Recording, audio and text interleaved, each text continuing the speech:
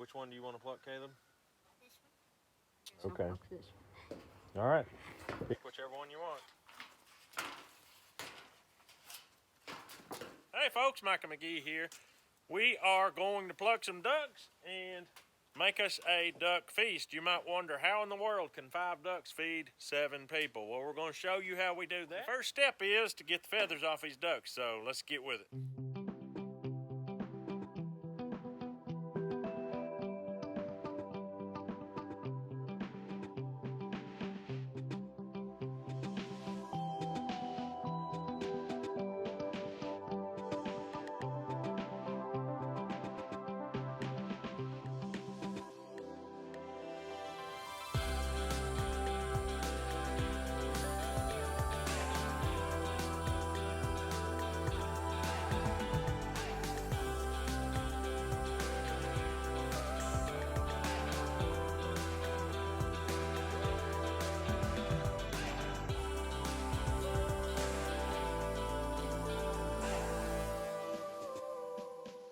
Come over and eat some duck with us? No, I'm not. Why? Because I don't like duck. You don't like duck? No, I don't like duck. Oh, well, maybe Mama put a chicken on the table with its feet sticking up, and it was a chicken, but we thought it was a duck. See, old man. We've got these ducks finished plucking. We're going to throw them on this ice, and we'll see you in the kitchen. All right, we're putting this on this ice now. We've already got a collection of meat on this ice. We got about 1.5 deer on this ice, but we're going to put these ducks in here, cover them up, let them set for a few days.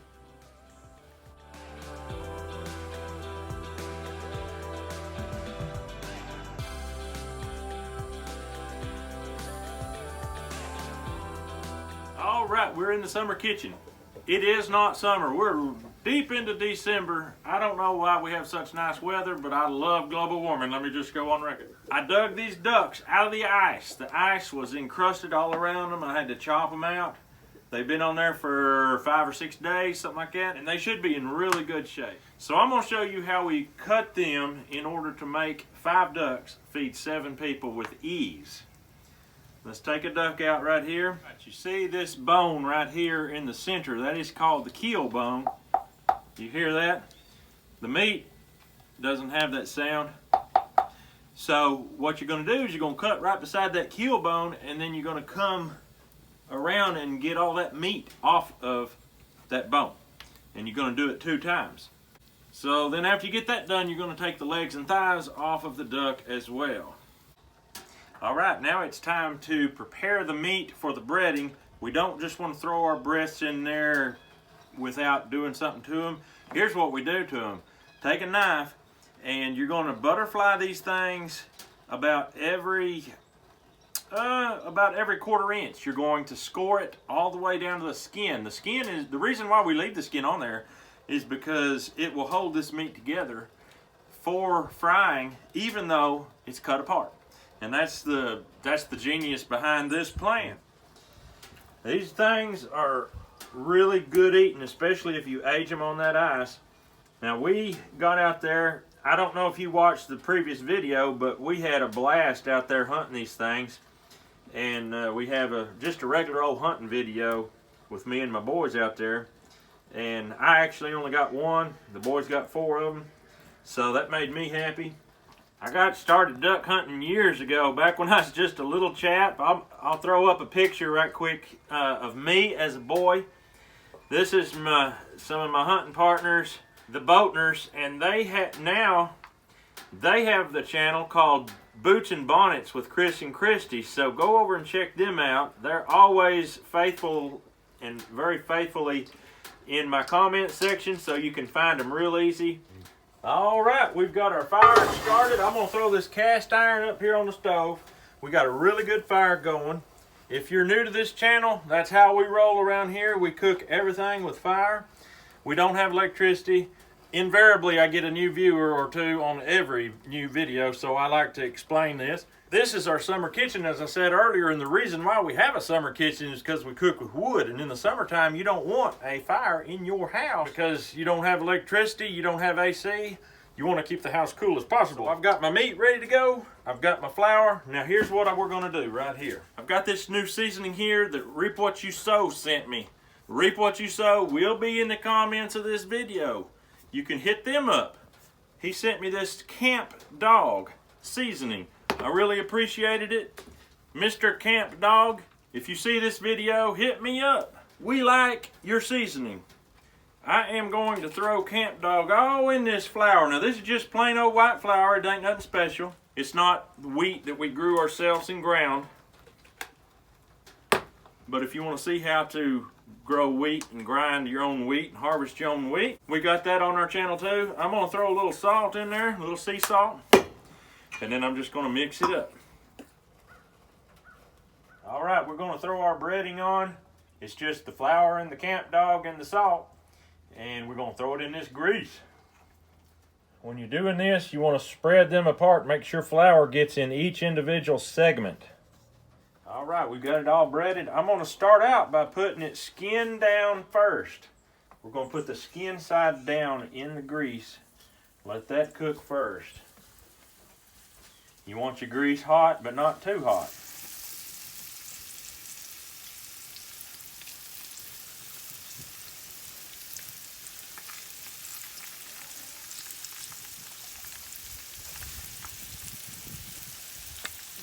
All right, let's flip these babies over. They are getting done on this side.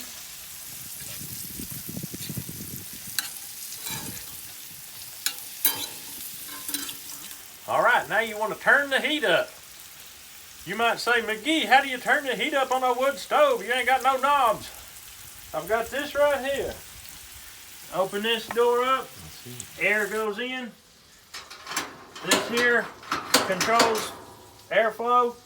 I got plenty of get up and go in this stove. All right, the breast meat is just about done. So before I pull it out, I want to get my legs breaded because that grease will start burning as soon as I start taking that off. So I got to get the new meat in quick. What is that? Oh, what do you think it is? Duck legs. Look at these. What do you think these are? Hearts. The heart is his favorite part. And I guarantee you, we did a video on deer heart the other day and he was all about it, but duck hearts make him even happier. All right, we gotta get this off real quick and get the other end.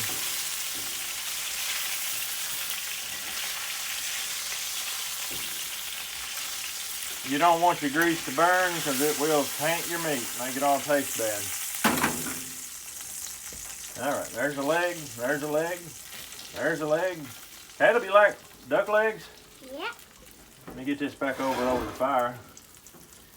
Leg, leg. All right, now we got 5 hearts. I'm gonna lay them in there.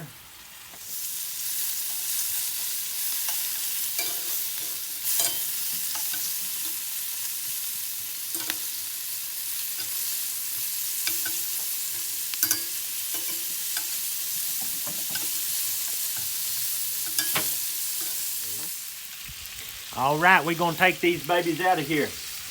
Now, these are the legs and some wings and some hearts and one back. But what I see is I got plenty of grease left over with all them good old drippings. Oh, that just breaks my heart. And I just happen to know we got mashed taters that my wife made gonna be served with this. And I just happen to have a good bit of flour left over from my breading. When I got my breading, I had too much flour.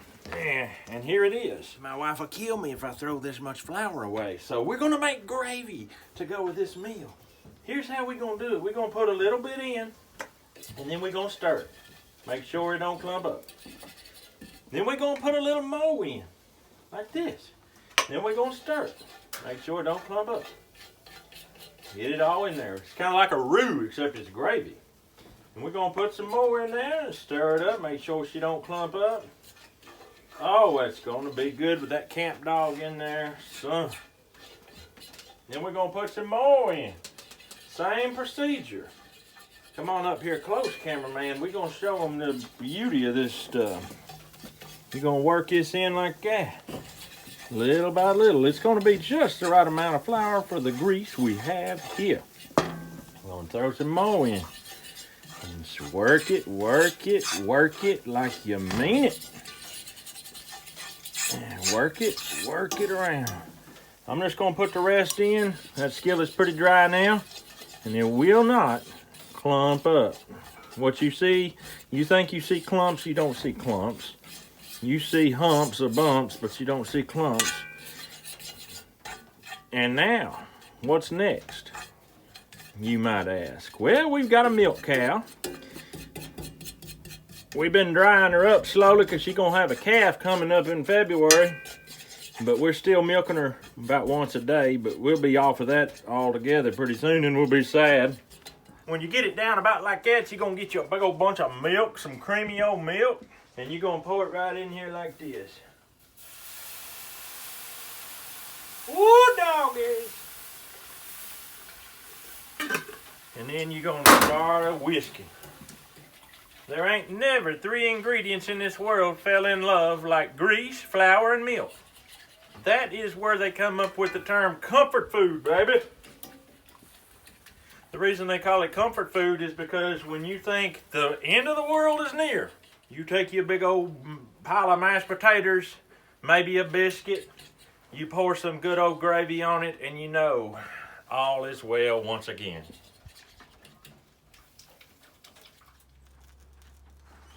All right, folks, the gravy's ready. Hot stuff coming in. All right, guys, it's time to try this meat. Which one do you think looks the best there, Caleb? Probably. That one? I'm gonna pull that one out. Now, these things are broke into segments. Look at this guy. Go ahead. These things are cut into segments. We can easily tear them off and eat them. I'm gonna let you go ahead and tear one off. You can tear it. If the skin comes off easily, you'll know the skin's good to eat. If not, we won't worry about it. Sometimes the skin's good, sometimes it's not. Joel's gonna pull him off a piece. I'm gonna try and see if that's skinned. It's pretty good. Not tough. Really good. Oh my goodness. What do you say? What are you gonna tell them? Is it any count? Good. Good? Tell them. Oh, it's great. I'm telling you. There's a reason, folks, why ducks were hunted commercially in the 1800s and sold to all the restaurants around, because duck is great. Duck is not widely distributed at restaurants anymore. I think it's even illegal for them to even sell you a wild duck. And so the fact is, these tame ducks raised on farms are not as good as good old wild ducks. So that's one reason they're not widely available. And the tame ducks are a lot greasier than the wild ducks. The wild ducks, they have to work for their living. Tame ducks, they just sit back and eat off the fat of the land, and that makes them greasy. But these things are excellent, excellent meat. And you just won't believe how good it is. These guys never turn down another piece of duck. Grab you another one if you want. You can have the rest. Not a wild gamey taste, just a wonderful, very tender, very delicious, dark meat. It's not white meat. Do not be fooled. This is not chicken. I've had people try it and they thought they was fixing to eat something that tastes like chicken. They didn't like it too good. If you're thinking beef steak, you're going to be right where you want to be. The best that you ever ate. I hear chickens over here tearing the leaves up, trying to go for bugs. Hey, chickens, what are you doing? They ain't going to listen to me much. Well, anyway, we appreciate you, but we got a lot of people in the house that's just waiting to eat, and they're hungry. And we got to get this in there. We got to get the gravy in there so that we can have mashed potatoes, gravy, green beans, and wild duck. So we appreciate you. We hope you have a great day. But that's all we've got for you today. We'll see you on the next video.